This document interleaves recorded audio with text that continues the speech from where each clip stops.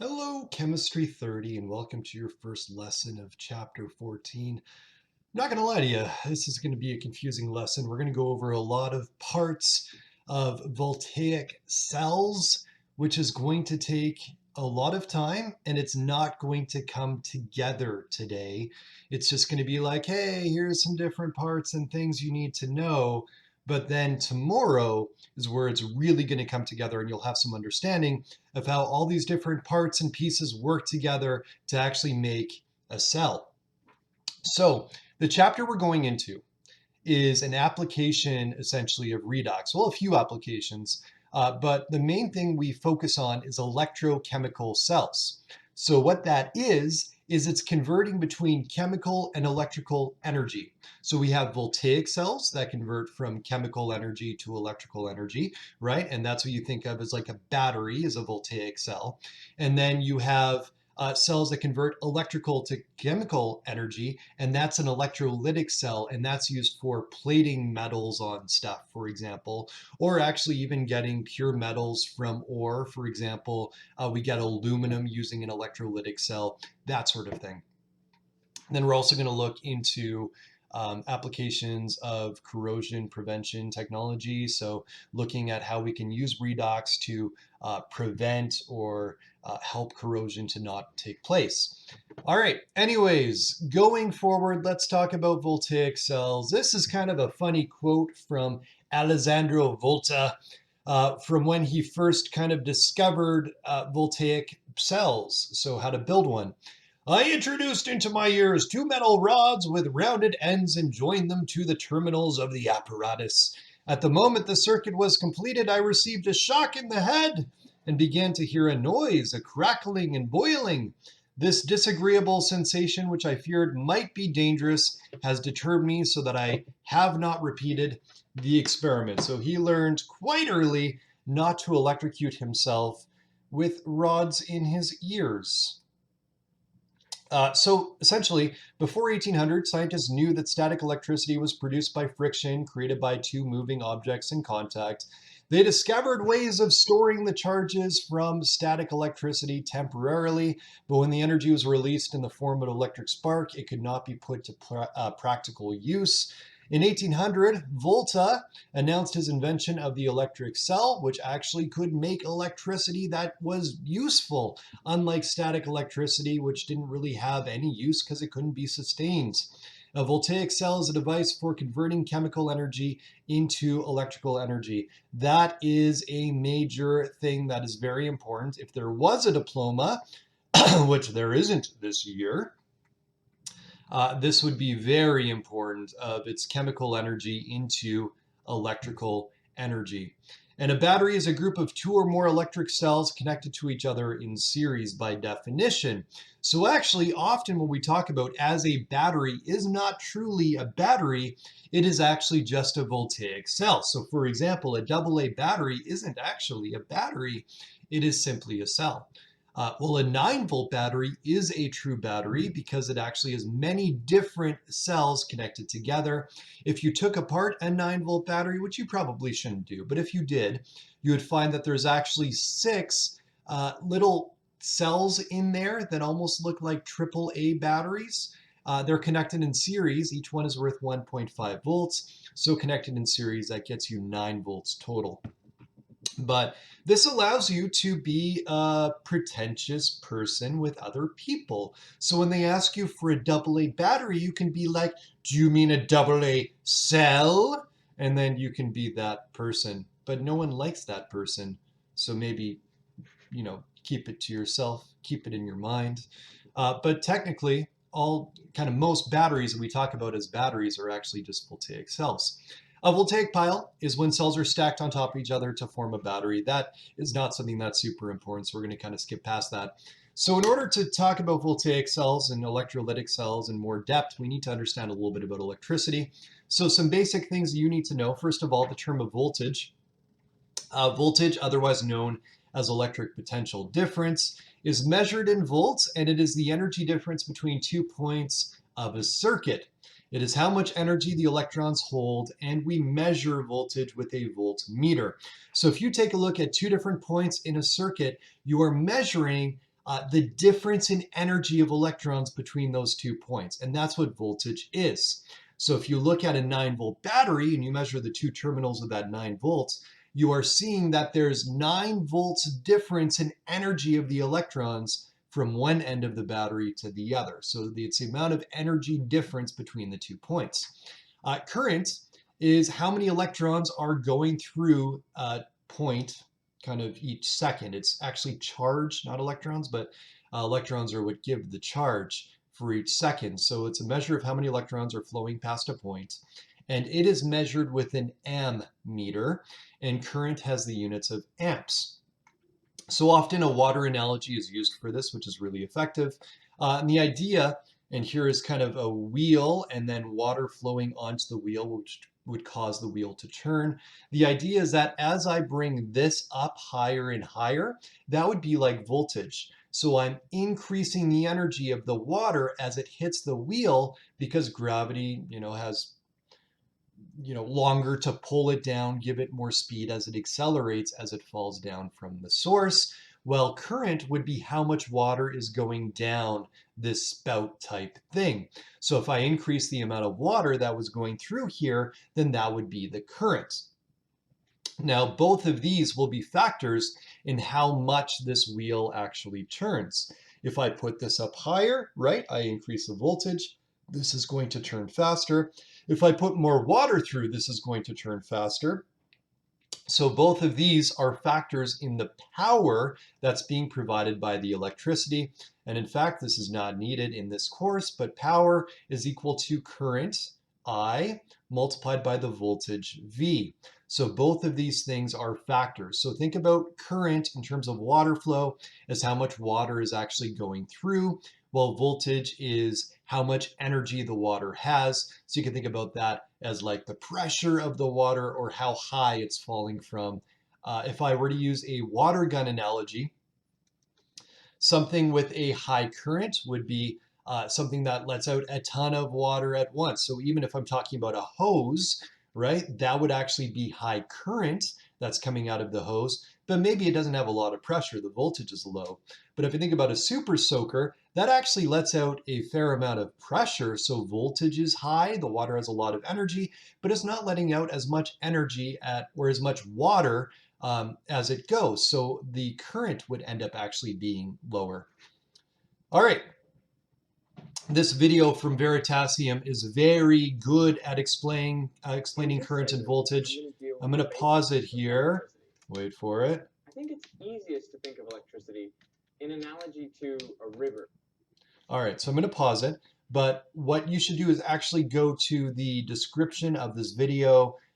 Stop watching this video now. Watch the Veritasium video on current and voltage, and then come back to this after you're done. I think it's much better at explaining things than I could be in terms of current and voltage, and gives you some visuals. So check that out, then come back here once you're done that video. Okay, so moving on. Here are the electrical quantities and units that you need to know, and this information is actually on page 3, some of it, of your data booklet. So charge, which if you've taken physics, you have some understanding of, you have some understanding from Science 9, has the symbol of Q. We don't use that very often in Chem 30, it doesn't appear too much, but charge is measured in coulombs, right? So charge comes from protons or electrons. Protons have a positive charge, electrons have a negative charge. We're most concerned about electrons in this chapter, right? Because in redox, it's that electrons are moving from one thing to another. Current has a symbol of I. It is measured with an ammeter. It has the unit of amperes or amps. And what an amp is it's how many coulombs are moving through a point in 1 second. Potential difference or voltage is V.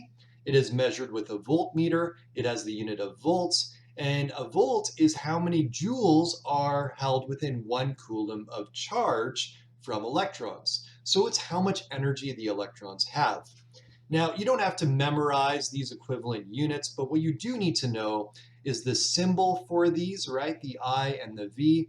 And you also should know the units that current is measured in amps, while voltage is measured in volts. So volts is interesting because the unit and the symbol is actually identical between the two. All right, so let's talk about basics of cells, go through that. And then, like I said, tomorrow we'll be kind of cleaning this up of seeing how everything works together. So what we're going to do is we're going to define anode, cathode, anion, cation, salt, bridge, porous cup, electrolyte, external circuit, power supply, voltaic cell, and electrolytic cell. Most of those we're going to talk about today. We're going to start by talking about what electrodes are. So when I look at any electrochemical cell, so that includes voltaic and electrolytic, and I know those words don't mean a ton to you right now, but they will. They will always have electrodes, two electrodes. So what an electrode is an electrode is a solid that conducts electricity. Okay, so those two factors have to be present. And I say actually, solid, there's some weird exceptions, like hydrogen can kind of be an electrode, but it needs to be designed in a certain way. But the big thing is that it conducts electricity, and that this is essentially where the reaction happens. So it's the surface for a half reaction in the electrochemical cell. So let's kind of focus on the fact that it conducts, and it's a surface where a half reaction occurs. There's two types of electrodes. There's the cathode and the anode. The cathode is the site of reduction. This will always be the case. So the cathode, being one type of electrode, is where reduction takes place. Once again, reduction is where I am gaining electrons. Well, the anode is where oxidation takes place. So oxidation, which is where I have losing electrons. So electrons are being lost at that point. So at the cathode electrode, that will be the site where reduction is happening. So electrons are flowing into the cathode, electrons are gained, and we have a reduction half reaction occurring at the surface of the cathode. At the anode, electrons are flowing out of the anode as they are lost, as chemicals react at the surface of the anode to lose electrons. Now, what's happening is that because I have the cathode gaining and the anode losing, is electrons are actually flowing from anode to cathode. So all I'm doing when I have a voltaic cell is I'm separating the OA and the RA so that they're in different containers essentially. Okay, and then what's happening is that I'm having the electrons flow from the redox reaction through wires, through an external circuit. So you're going to see that in just a bit. Now, some tricks to actually remember this, and I'm going to apologize up front. These tricks are, well, one is a little bit inappropriate. I'm uncomfortable with it, but it works. So here it is. I have red cat, okay, which means reduction happens at the cathode. So just think about like Clifford, the big red dog, but the cat version. So red cat. And then I have anorexic ox, okay, which means anode oxidation. Now, here's the thing about the red cat. It's getting bigger typically all the time, right? So sometimes I actually say even fat red cats. Okay, so the red cat is getting larger and larger as time goes on, because typically, not always, but typically, the cathode is going to get plated and it's going to grow in the voltaic or electrolytic cell. There's exceptions, but that's most of the time. It's getting larger. Okay, the cathode's getting bigger. Now, when I talk about the anode, it's actually typically getting smaller. It's shrinking as time goes on, because the anode is often the thing that is actually losing electrons, so a solid is becoming an ion. So it is normally the strongest reducing agent, the anode itself. Now, electrons are smart. They flow alphabetically, okay? So they go from A to C. So again, another trick, that electrons flow from anode to cathode, always, no exceptions for that one.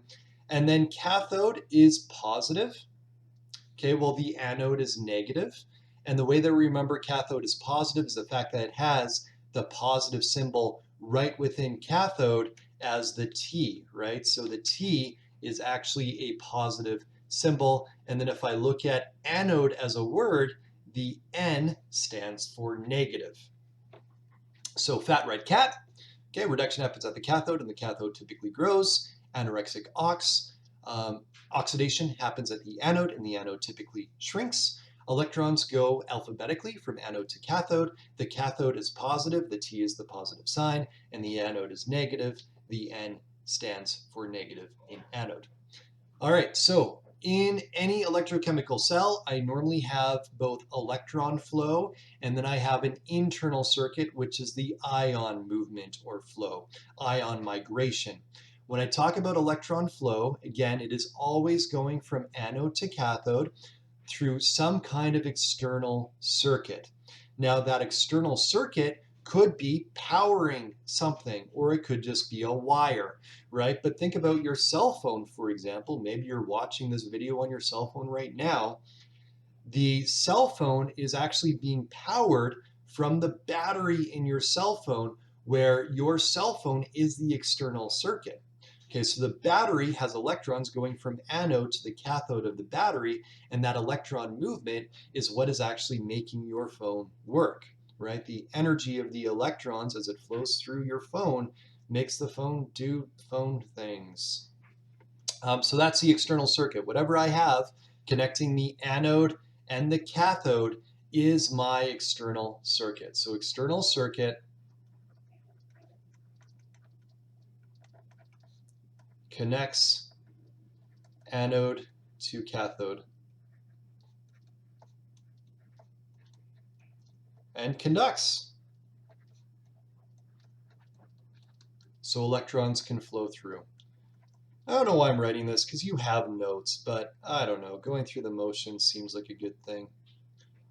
Electrons flow through. All right. So I also have within electrolytic and voltaic cells electrolytes. Electrolytes are simply solutions that conduct. So this allows ions to flow through. This provides what we call the internal circuit of electrochemical cells. And when I have a conductive solution, what that means is that I have ions present. Okay, so I have cations and I have anions that are flowing around that, as a result, allow ion movement to happen. Okay, it allows charges to move inside of the cell. A really typical example of an electrolyte that's used is something like sodium sulfate. So sodium sulfate, when it's in solution, dissociates into sodium ions, Na positive aqueous, and sulfate ions, SO4 2 minus aqueous. And these ions are floating around and then can move from one place to another place. So we can have one or two electrolytes. Electrolytic will have normally one electrolyte, while voltaic cells will typically have two, and you're going to see that. Now, anions are always moving towards the anode. So they're migrating towards the anode, while cations are always migrating towards the cathode. And again, you're going to see this later on.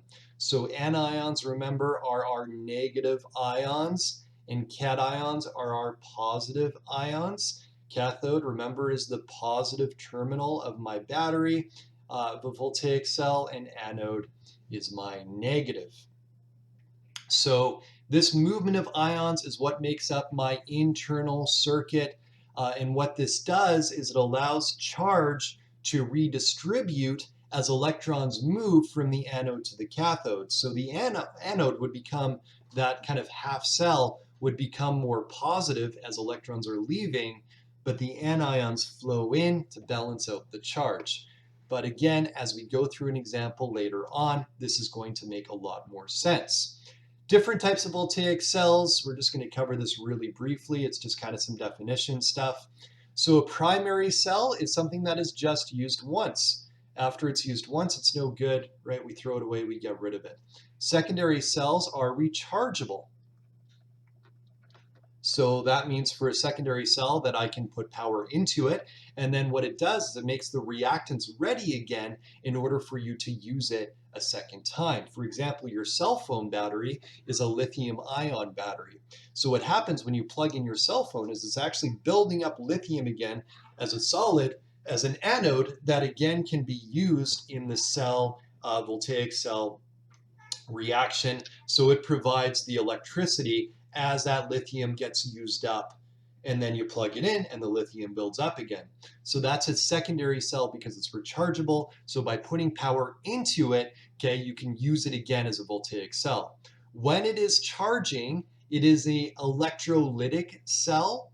When it's being used to provide a current, it's a voltaic cell. So I mentioned this, but I should say that voltaic cells convert chemical to electrical energy, right? Electrical energy. Well, electrolytic provides a transformation of electrical to chemical energy. So when you plug in your cell phone or your rechargeable battery, this is what's happening is you're converting electrical energy back into chemical. And then when you're using it not plugged in, then you're converting chemical to electrical energy. Finally, in a fuel cell, kind of interesting, we actually add more reactant all the time. So what happens is we're always adding something, like for example, a hydrogen fuel cell, you add hydrogen, and then the hydrogen, because you keep on adding it, is the reactant that reacts, and then you just keep on adding reactants. So you're not hooking it up as an electrolytic, it's always working as a voltaic, but you continually add more and more reactant in order to make it go. Some different like buses and stuff that are renewable technology, green buses, actually use hydrogen fuel cells. So you pump hydrogen into them, they store it in the actual bus, right? And then that gets used for a fuel cell that produces electricity. The problem why we don't actually use this kind of hydrogen fuel cell technology in all vehicles is that if you have hydrogen stored in a vehicle and it gets into a car accident and the hydrogen gets punctured from the tank or wherever it's being stored, you would get a massive explosion. It would take out a massive area. The reason why we can do that in buses is because of the fact that a bus is so large, it has a massive crumple zone, so those fuel cells are incredibly safe. You can store hydrogen safely on a large bus, which you cannot do in like a normal car or vehicle. But that's what a fuel cell is you're continually adding hydrogen. All right, so voltaic cells. In a voltaic cell, I have a spontaneous redox reaction. So that means that my SOA is above my SRA. So we actually tackle voltaic cells figuring out what's happening very similar like we do with normal predicting redox reactions, where what we do is we go through and figure out what major entities we have, we find our OA, we find our RA, and then from there we figure out what is happening with the cell. So my OA is above my RA.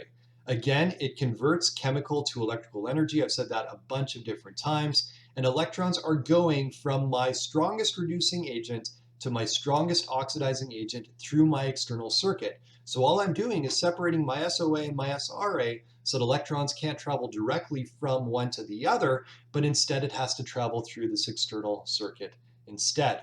So last slide here, almost pretty much, that we're dealing with, and then we're done, which is just actually looking really simply at an example cell. And this is maybe a cell that you've seen before. This is kind of the classic experiment of putting copper and zinc into a lemon and then seeing what happens. And this will actually provide a voltage, and people use this to power, like for example, a little clock or whatever is kind of the experiment kit that you can get from Scholastic book orders or wherever, that is like, hey, you're building your own cell or battery. It's not a battery, it's a cell. But let's analyze this and try to figure out my OA, my RA, and what's happening. So I have obviously zinc here, I have copper here, I have water within the lemon, and then I have H positive aqueous as well. So what is happening is I have, in terms of an SOA, the the strongest oxidizing agent I have is actually the hydrogen ions in the acid, and the strongest reducing agent I have is the zinc. Okay, so I have this as my SOA and this is my SRA.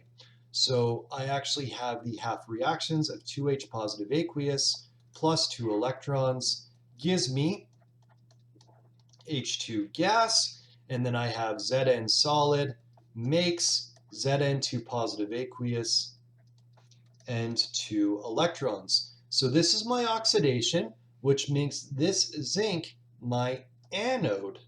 So this is the negative terminal of this cell, the voltaic cell. Well, this reduction is going to happen at my other electrode, which is the copper, and this is a cathode. The reason why we use copper is because it's a fairly noble metal, which means it's not reactive with the hydrogen ions that are in the lemon. So the copper won't get eaten away in its own redox reaction. It will be able to both conduct electricity and not react itself. So if I were to take a look at what's happening at the copper end, is I actually have hydrogen ions that are meeting up with the surface of this copper electrode, and then it's making H2 gas that bubbles and gets released from this lemon through the pores or the holes from the electrode. And then as that happens, electrons flow from the cathode towards, oh, no, I'm messing this up, sorry. Let me erase that. No way I'm restarting this video after going so long. The electrons are needed for this, it's reduction, so electrons are flowing from the anode to the cathode to react with the 2H positive in order to make that H2 gas. So electrons are going into this, reducing the H positive. Okay, so electrons are actually moving from anode to cathode, and this is my reduction half reaction here. At the zinc end, what's happening is Zn solid is reacting to make Zn2 positive aqueous. So it's releasing 2 electrons as that happens, because zinc turns into Zn2 positive and it gets oxidized, and then those 2 electrons go and travel through the external circuit to the cathode. If I got rid of this external circuit, if I broke it, the reaction would stop. It wouldn't happen because the OA and the RA aren't in direct contact. Okay, well actually it's a bit of a lie. I do have direct contact between the hydrogen ions and the zinc. So this is a really bad battery, kind of, because of the fact that it's directly connected. I do have a bit of a porous boundary in the membranes of the lemon itself, but it's not the same as what you're going to see later on. So ignore that statement of me saying the OA and the RA aren't mixed. This is a weak battery in terms of current, which is why I can only power something like a clock, because of the fact that the OA and RA are kind of connected a little bit. Okay, so moving on from there, in terms of ion movements, I'm going to have an anion moving towards the anode. Now, I don't have an ion listed, an anion, in my major entities here, but there are anions present in the actual lemon. So actually, because of citric acid, it would be like citrate as an anion would be available to move towards the zinc. And then towards the cation, I would have hydrogen ions moving towards that, okay, because cations move towards the cathode. So that's an example. Now, if you're confused by this, yeah, no, cool, it's good. Don't worry about it. This is going to get cleared up tomorrow so much better as we go through examples of voltaic cells in detail. So this is rough. It's rough. We're going to get better at this as we move forward to tomorrow. Big thing from today is understanding the definitions. Things like electrode, anode, cathode, remembering what an anion is, a cation, electrolytes.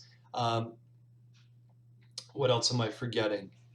Primary, secondary, fuel cells. Some of the basic stuff we talked about, external circuit, internal circuit. Just knowing those terms. Go over your notes, make sure you understand them, and then going into tomorrow's lesson where we look at specific cells, it's going to make it a whole lot easier. Okay, have a good rest of your day.